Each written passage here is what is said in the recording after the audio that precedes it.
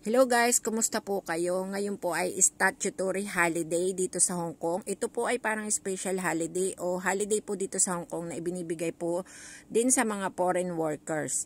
So ngayon po naglalakad po kami ng aking mga kaibigan. Katatapos lang po namin kumain ng tanghalian at ngayon po ay pupunta po kami sa terminal ng tram at dito po kami sasakay sa tram papunta po sa isa pang lugar na gusto namin puntahan. Ito nga po palang tram dito ay mura lang ang pamasahe. Para po siyang semi-train.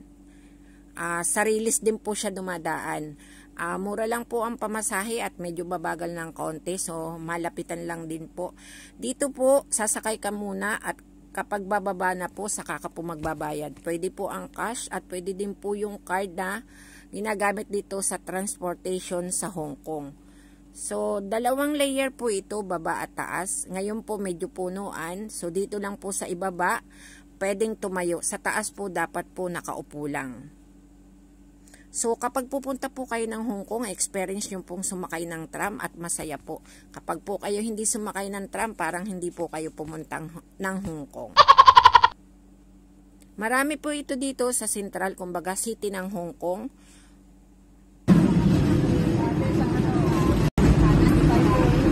Melanie!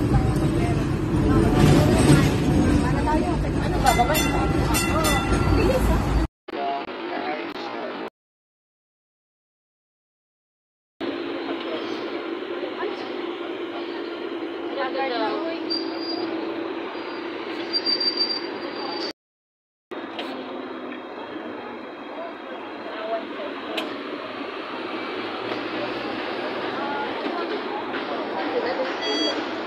Ayan, at nandito na po kami sa lugar na aming pupuntahan at bababa na po kami dito.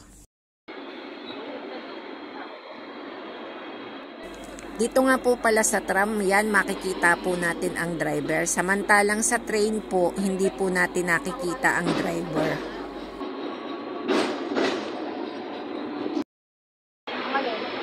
Ayan, nakababa na nga po pala kami at naglalakad na ulit po kami. Nandito na po kami sa Central City po ito ng Hong Kong at papunta naman po kami dun sa isa po pong terminal na amin pong sasakayan para po ma-explore po namin yung view dito sa Hong Kong.